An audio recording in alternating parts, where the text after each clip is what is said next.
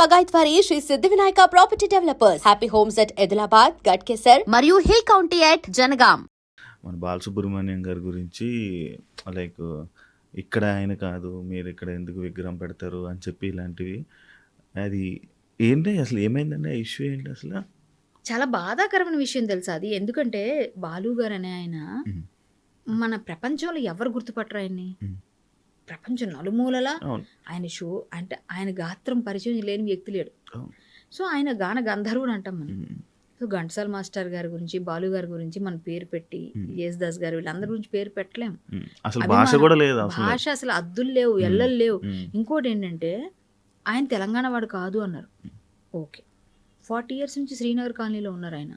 ఆయనకి ఇల్లు ఉంది ఇప్పుడు కూడా బాలు గారికి.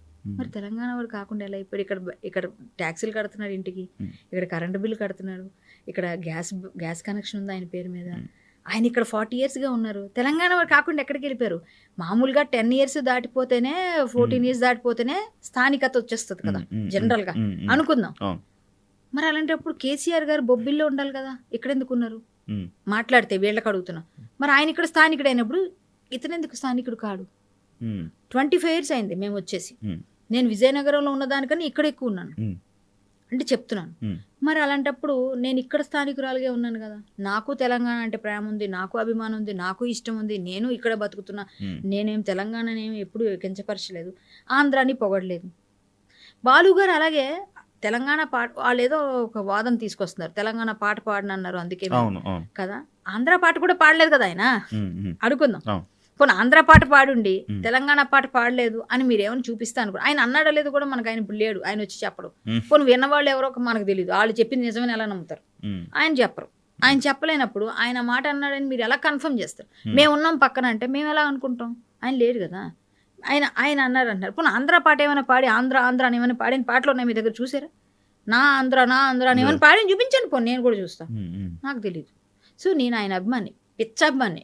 నేను చెప్తాను, బాలు గారు అంటే నేను ఒక దేవుడు.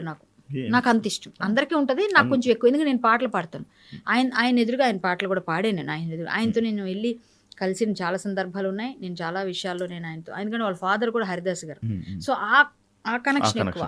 ఎందుకంటే వాళ్ళ ఫాదర్ గారి గురించి మా గురువులు చెప్పడం, ఆ విషయాలు నేను ఆయనతో మాట్లాడినప్పుడు చర్చించడం, హరికథ గురించి నేను మాట్లాడడం, ఆయనతో ఎక్కువగా కూర్చున్నప్పుడు ఎప్పుడైనా పద్యాలు అవి పాడడం, వినడం, ఆయన ఇవన్నిటితో నేను కళ్యాణి బాగున్నామా అని పలకరిస్తారు. సో నాకు ఆయన అంటే ఇష్టం. నేను బాలుగారు చనిపోయిన ముందు కరోనా టైంలో ఈ ప్రోగ్రామ్ అది చేస్తున్నప్పుడు ఆయనకి ఇమ్యూనిటీ తక్కువ ఉండొచ్చు, మేబీ ఏదైనా అయింది, అది ఎట్లానో అయిపోయింది. నేను పోస్ట్ పెట్టాను ఫేస్బుక్లో, నాకు జుట్టు అంటే చాలా ఇష్టం, నా జుట్టు చాలా పెద్ద జుట్టు. సో ఈ జుట్టుని నేను డొనేట్ చేసేస్తా. అప్పుడు అంతకుముందు క్యాన్సర్ పేషెంట్కి ఇక్కడ దాకా కట్ చేసి ఇచ్చేసా, ఒకసారి ఇక్కడ వరకు కట్ చేసేసి క్యాన్సర్ పేషెంట్కి డొనేషన్ ఇచ్చా. నేను గుండు కొట్టించుకోలేదు నా లైఫ్లో. బాలు గారికి ఆయుష్ ఇవ్వు భగవంతుడా, నేను గుండు కొట్టించుకుంటానే. వెంకన్న మొక్కుతూ ఒక పోస్ట్ చేసాను. నేను పోస్ట్ చేశాను, నేను పబ్లిక్లో నేను చేస్తాం కదా. మనం ఏదో మామూలుగా మన నోట్లో అనుకుంటే మానేయచ్చు. పబ్లిక్లో వేసిన పోస్ట్ నన్ను అడుగుతారు కదా, నన్ను ఎవరో మీరు మరి ఆయన బతికొచ్చారు, గుండె ఎందుకు కొట్టించుకోవాలి అనొచ్చు కదా. అప్పుడు అది మనం ఇస్తామా ఇవ్వలేదా అది వాళ్ళకి అనవసరం. నా మనసు చిత్తశుద్ధితో నేను అన్నమాట నేను నిజంగా నేను తలనేళ్ళు ఇచ్చేదాన్ని వెంకన్న బాబుకి. నేను పోస్ట్ చేశాను, అంత పిచ్చి అభిమాని నేను. ఈరోజు ఆ మహాగాయకుడికి ఆయన వాయిస్ ఏనని ఒక మాట అండి. ఇదే తెలంగాణలో మనందరం ఉంటున్నాం, నేను కూడా ఇక్కడే ఉన్నాను, ఇదే తెలంగాణలో, ఆంధ్రాలో నేను లేను. సో తెలంగాణలో ఉండి నేను ఈరోజు ప్రభుం ప్రాణనాథం విభుం విశ్వనాథం, ఇది మీరు వినని శివాలయం ఉందా తెలంగాణలో? ఏమయ్యా ఓ రామయ్యా నిన్నెట్లా అనే పాట ఒకటి ఉంది, మీకు తెలుసు కదా. అది కూడా బాలు గారి పాటలో, బాలు గారి వాయిస్లో వింటాం. రామాలయంలో ఈ పాటలేను, రామాలయం ఉంటుందా అంటే ఇప్పుడు వేస్తున్నారు లేదు పక్కన పెట్టండి. తెల్లవారి 4 గంటలకి నిద్ర లేపే పాటలు ఇవి. లింగాష్టకం, బ్రహ్మమురారి, ఇవన్నీ మీరు వెయ్యరా? ఇవన్నీ మీరు వాడరా? ఇక్కడ మ్యూజిక్ డైరెక్టర్ ఎవరైనా కానివ్వండి, వాయిస్ ఎవరిది? మ్యూజిక్ డైరెక్టర్తో పాటు వాయిస్ కూడా ఒక కల్చర్ ఉంటేనే కదా మనం అడాప్ట్ చేసుకుంటాం. శివది ఒక స్టైలు యాంకరింగ్, కళ్యాణిది ఒక స్టైల్ ఉంటుంది కదా. కానీ ఆ స్టైల్ ఒక్కొక్కరికి ఒక్కొక్కటి నచ్చుతుంది. మీకు ఒకటి నచ్చుతుంది, నాకు ఒకటి నచ్చుతుంది. సో అలా బాలుగారి స్టైల్ నచ్చిన వాళ్ళకి ఆయన దేవుళ్ళగా కనిపిస్తుంది. బాలసుబ్రహ్మణ్యం గారిని ఆరాధించే వాళ్ళు కొంతమంది జేసుదాస్ గారిని దేవుడు అని ఆయన గొంతులో. ఇప్పుడు హరివరాసనం పాడితే బాలుగారు పాడిన యాక్సెప్ట్ చేయం, ఎందుకు? ఆయన పేటెంట్. ఎవరు? జేసుదాస్ గారు. ఆయనకి అయ్యప్పే పాడించుకుంటాడు అని ఎన్నో స్టోరీలు విన్నాం మనం. అవును. సో ఇప్పటికి కూడా ఆయన వెళ్ళి అక్కడ హరివరాసనం పాడుతూ ఉంటారు, తెలుసు కదా. అవును. ఆయన క్రిస్టియన్. ఉమ్. సో దాన్ని బట్టి అర్థమవుతుంది కదా ఇక్కడ ఎలాంటి భక్తుడికి అన్నమయ్య గాత్రానికి, అన్నమయ్య పదాలకి వెంకటేశ్వర స్వామి దిగొచ్చాడు. అవును. ఆ పాటలన్నీ ఎవరు వాయిస్లో వినిపించారు? బాలు గారి వాయిస్లో వినిపించారు కదా. అవును. నీకు ఆర్ద్రత కనిపించింది కదా. ఉమ్.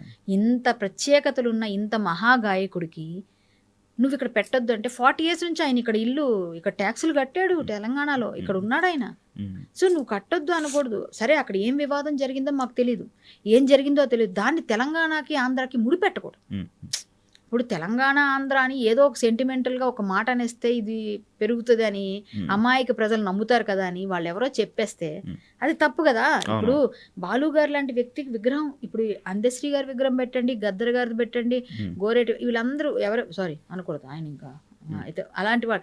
ఈ పాట విషయం గోరెటి వెంకన్న గారితో పాడించుకోవచ్చు కదా, మీరు పాడించలేదు ఎందుకు మరి? జయ హే జయ జయ హే తెలంగాణ, గద్దర్ గారితో పాడించు కదా, పాడించలేదు ఎందుకు? మీరు ఇవన్నీ పాడించుకునే అవకాశం ఉంది కదా, మరి పాడించలేదు కదా. మరి తెలంగాణలో గాయకులు లేరా? సూపర్ గాయకులు ఉన్నారు మాకు, ఇక్కడ మీరు బాలుగారు అవసరం లేదంటే ఓకేనండి, బాలుగారు అవసరం లేదంటే మీరు పాడించుకోకపోవచ్చు. ఇప్పుడు ఆయన లేరు కూడా, పాడరు, అది పక్కన పెడదాం. బాలుగారి వాయిస్ కాకుండా బాలుగారు లాగా అలాంటి గాయకుడిని ఒకసారి తీసుకొస్తే తెలంగాణ కదా, ఆంధ్రాలో కూడా, నేను ఆంధ్రాలో కూడా ఛాలెంజ్ చేస్తాను, తెలంగాణ ఎందుకు ఆంధ్రాలో కూడా, ఇక్కడ ఉన్నారు బోడు మంది గాయకులు ఉన్నారు కదా, అదే వాయిస్ నాకు అలాంటి వాయిస్ని తీసుకొస్తే నేను జీవితంలో పాటలు పాడడం మానేస్తాను.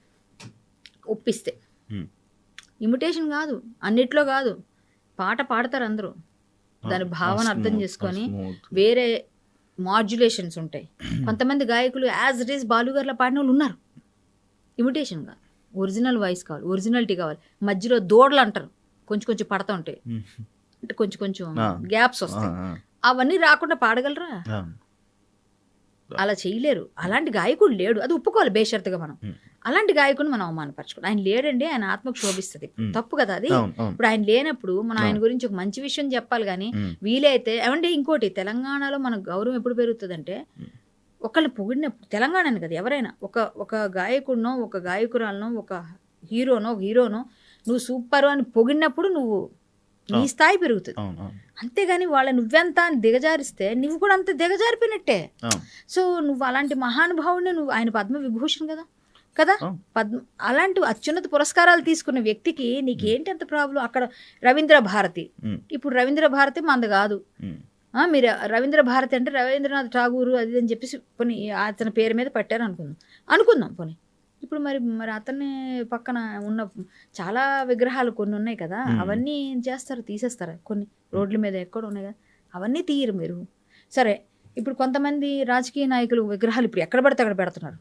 సో ఆ విగ్రహాలన్నీ మీరు తీయలేరు, తీస్తేనేమో ప్రాబ్లమ్స్ వస్తాయి, మరి అవన్నీ తీయలేరు. అలాగే కొంతమంది నేను మాట్లాడతా, నేను ఏదైతే ఫైట్ చేశానో, మరి ఆంధ్ర అయినా కదా ఎన్టీఆర్ గారు, ఆయన 54 అడుగులు ఖమ్మంలో పెట్టినప్పుడు ఏమయ్యారు మీరంతా? 54 అడుగులు పెట్టినప్పుడు నేనే ఫైట్ చేసి, నేను అందరికి దూరం అయ్యాను, గట్టిగా ఫైట్ చేశా. సో కృష్ణుడి వేషంలో పెట్టారు అది. మీరు కృష్ణుడు అంటే మీరు ఎర్రజెండా పార్టీలు కాబట్టి ఎర్రజెండా గట్టిగా పట్టుకుంటారు కాబట్టి మీరు అందరూ అనుకుందాం, పోనీ కమ్యూనిస్ట్ భావజాలం ఉన్న వాళ్ళే మొన్న అడ్డుకున్నారు అనుకుందాం, పోనీ అలా అనుకుందాం, మేము నమ్మం దేవుళ్ళు, పోనీ అందుకు అతను కృష్ణుడి విగ్రహంలో అనగానే ఆ విగ్రహం కదా, ఆంధ్రాన్ని ఎందుకు మరి గుర్తు రాలేదు మీకు అప్పుడు? సో మీరు అది తీసుకురావాలి కదా. 54 feet గద్దర్ గారిది కదా పెట్టాలి, అంత పెద్దది మీ ఉద్దేశంలో. సో ఇంకెవరైనా ఉంటే, ఇప్పుడు ఎవరైతే నాయకులు, ఎవరైతే మన సాధన కోసం ఇది చేశారో వాళ్ళు కదా పెట్టాలి, వాళ్ళ కదా పెట్టాలి. మరి ఆ రోజు ఎందుకు అడగలేదు? సో ఈయన ఒకటే కదా విగ్రహం ఇక్కడ ఉంది పెడతామంటున్నారు, వాళ్ళు చాలా ఉన్నాయిగా, సింపుల్ ప్రతి గల్లీ కోటి ఉన్నాయిగా కొంతమందివి, మరి అవన్నీ ఎందుకు అడగరు మీరు? సో ప్రాంతీయ భావాన్ని రెచ్చగొట్టడం, ఈ విగ్రహాన్ని తీసుకొచ్చి దాన్ని మధ్యలో ఉచ్చులో పడేసి ఇబ్బందులు గురిచడం అయితే నేను యాక్సెప్ట్ చేయను. ఆయన కూడా సమైక్యాంధ్రవాదం చాలా మంది హీరోలు తీసుకున్నారు, అన్నీ జరిగాయి, అది వేరే సబ్జెక్టులు అవన్నీ. ఇప్పుడు అది అవసరం లేదు, 10 సంవత్సరాలు అయిపోయినాయి, ఇంకా అదే విషయంలో కొట్లాడుతున్నాం అంటే మన ఏమనాలి? ఇంకొక ఆయన అంటారు, ఇందాక చూశాను, ఒక పెద్ద ఆయన జర్నలిస్ట్, ఇది మాకు బాగా తెలిసిన కావాల్సిన వ్యక్తి, నాకు నచ్చలేదు ఆయన. నేను డైరెక్ట్గా క్వశ్చన్ చేస్తాను, సినిమా వాళ్ళందరూ చాలా చీప్ మాటలు మాట్లాడాడు ఆయన సినిమా వాళ్ళ గురించి. ఇది ఆయనకి ఏ విధమైన ఇది తీసుకొస్తుందో తెలియదు కానీ చాలా తప్పుగా మాట్లాడాడు ఆయన. ఇక్కడ నుంచి సినిమా వాళ్ళందరూ వెళ్ళిపోతే పరిస్థితి ఏంది? ఆయన మాట్లాడిన మాటలు చాలా హట్టింగ్గా ఉన్నాయి. అది మీకు తర్వాత నేను పంపిస్తా, అంత ఘోరంగా ఉన్నాయి. ఆయన అలా మాట్లాడకూడదు. మీకు తెలంగాణలో అందరి విగ్రహాలు పెట్టుకోండి, ఎవరిద్దన్నారు పెట్టుకోండి, ఒకటే ఒక విగ్రహం అండి. రోజు తెల్లవారు లెగిస్తే రవీంద్ర భారతిలో గాయకులందరూ పాడుకుంటారు ఆయన పాటలు. సో అలాంటి వ్యక్తి పాట ఉండకూడదని ఏం లేదు కదా. మా విజయనగరం మ్యూజిక్ కాలేజీలో ఘంటసాల గారి విగ్రహం పెట్టించాం. అక్కడ ఘంటసాల గారు పాటలు పాడపోయినా అక్కడ ఆయన చదువుకున్నాడని, ఆయన మామూలుగా మంచి గాయకుడు అయ్యాడు, ఆయన గురించి ఒక ఇంత శ్లాఘిస్తున్నారు అని మేము పెట్టుకున్నాం అక్కడ. ప్రతి ఒక్కరు నేను 4వ తారీఖున ఆయన ఉత్సవాలు చేశారు ప్రతి ఏటా ప్రతి దగ్గర కూడా. సో ఇంత గట్టిగా మంచిగా పెద్ద పెద్ద వాళ్ళ గురించి మనం మర్చిపోకుండా స్మరించుకుంటూ ఉన్నాం. వాళ్ళ పాటలు వింటాం. వాళ్ళ పాటల్లో ఇప్పుడు శ్రీ తుంబుర నారద గానం ఆ పాట పాడితే మా నాన్నగారు పాడుతూ అది పెట్టుకొని మేము ప్రాక్టీస్ చేసేవాళ్ళు. మేము కాంపిటీషన్స్కి వెళ్తే ఇవన్నీ పాటలు పాడితే ఫస్ట్ ప్రైజ్లు వచ్చేవి చిన్నప్పటి నుంచి కూడా. అంటే చిన్నప్పుడు నేను అంత చిన్నదాన్ని కాదు శ్రీ తుంబుర నారదకి, బట్ నేను గుర్తుగా చెప్తున్నా ఎక్కడ పాడినా. మా నాన్నగారు శివశంకరి పాట మాకు నేర్చుకోమనేవారు ఘంటసాల మాస్టర్. ఎందుకు ఇప్పుడు కూడా నేను పాడేస్తాను ఆ పాటలని. అంటే చిన్న చిన్న మరీ అంత స్పీడ్గా పాడపోయినా యాజ్ ఇట్ ఈజ్ నేను కొంచెం కొంచెం మా నాన్నగారు ఎలా నేర్పాలో పాడేస్తాను. అండ్ వినేవాళ్ళం, విని విని నేర్చుకుంటాం. ఇలాంటి పాటలు ఎందుకంటే మనకు ఎక్సర్సైజ్ అవుతుంది వాయిస్కి. సో ఇవన్నీ కూడా మనకు గురువుల్లాగా వాళ్ళు, అంటే డైరెక్ట్ గురువు అవ్వక్కర్లే, ఏకలవ్య శిష్యులా నేర్చుకున్నాం అందరం. అలాంటి నాలాంటి వాళ్ళు ఎందుకు కోకోలలో ఉన్నారు. సో వీళ్ళ గురించి మాట్లాడితే ప్రతి ఒక్కరు బాధపడతారు. తెలంగాణలో అభిమానులు ఉన్నారు ఆయనకి, వాళ్ళందరూ కూడా బాధపడుతున్నారు. నేను ఫేస్బుక్లో పోస్ట్ పెడితే తిట్టేవాళ్ళు తిడతారు, ఏంటి తెలంగాణ వాదాన్ని తీసుకొస్తున్నారు కానీ తిడుతున్నారు, కానీ తెలంగాణని పక్కన పెట్టాను కాసేపు. ఒక గాయకుడికి ఎల్లలేవు, ఒక కళాకారుడికి ఎక్కడైనా యాక్ట్ చేయొచ్చు, ఎక్కడ మిమ్మల్ని ఎంటర్టైన్ చేయడానికే చేశారు ఇవన్నీ. డబ్బులు తీసుకున్నాడు పాడాడు అంటే తప్పు కదా అది. డబ్బులు తీసుకున్నాడు అని అమ్మ ఇప్పుడు నాన్నని డబ్బులు పెట్టే కొనుక్కుంటుంది, కట్నం ఇచ్చే కొంటుంది. సో అంతే కదా, సింపుల్. కట్నం ఇచ్చి కొంటుంది కదా అని నాన్న ఇప్పుడు మన అమ్మకి సొంతం అయిపోయాడు కాబట్టి కట్నం ఇచ్చాం కాబట్టి నువ్వు పడిండు, కట్నం ఇచ్చే కాబట్టి నీకు మాటకు ఎదురుగా చెప్తానని చెప్పేసి కట్నం ఇచ్చి కాబట్టి మనం ఇప్పుడు ఇలా మాట్లాడే కొడుకులు కూడా పుడుతున్నారు. అలా అనొచ్చు కదా దానికి. మరి కట్నం, మరి అమ్మ డబ్బులు ఇచ్చి కొన్నది నాన్నని. సో మరి ఏంటి దానికి దీనికి కొంచెం ఆలోచిస్తే, అంటే కట్నము డబ్బు విలువ, డబ్బు తీసుకుంటే విలువలు లేవా? డబ్బుకి విలువకి వేరే ఉంది కదా. సో నేను అనేది నా కాన్సెప్ట్ ఏంటంటే అంతే కదా, నేను అర్థం అవ్వాలని చెప్పాను అందరికి. నాన్నని కట్నం ఇచ్చి కొనుక్కున్నాం కదా అని అమ్మ ఇప్పుడు ఇలా మాట్లాడితే ఇలాంటి కొడుకులే పుడతారు, ఇలా అడిగే కొడుకులు. అర్థమైందా? సేమ్ ఇప్పుడు అడుగుతుంది వాళ్ళే. సో డబ్బులు ఇచ్చి పాడాడు కదా, సో అలా అడిగే వాళ్ళు కొడుకులందరూ ఇలాంటి కొడుకులే. అంతే. అంటే ఇలాంటి కొడుకులు పుడుతున్నారు, ప్రశ్నించే కొడుకులు అనేది నా ఉద్దేశం అక్కడ. సో చాలా చాలా తప్పు చేస్తున్నారు ఎవరినైనా సరే. పక్కనే మీరు మొన్న ఎవరైతే తెలంగాణ జాతీయ గీతం రాసిన అందశ్రీ గారు విగ్రహం పెట్టండి, గద్దర్ గారిది పెట్టండి, ఎక్కడో పెట్టారు 1-2 చోట్ల. ఎవరు కించపరచట్లేదు. మేమెవ్వరం కూడా అపోజ్ చేయము దేనికి కూడా, ఎవరు చేయరండి. ఇప్పుడు ఆంధ్రాలో పెట్టండి అంటే చాకల ఐలమ్మ గారిది విజయవాడ నడిబొడ్లో ఉంది. మరి అప్పుడు ఉమ్మడి ఆంధ్రప్రదేశ్గా ఉన్నప్పుడు ఇక్కడ వాళ్ళు కూడా అక్కడ పెట్టారు.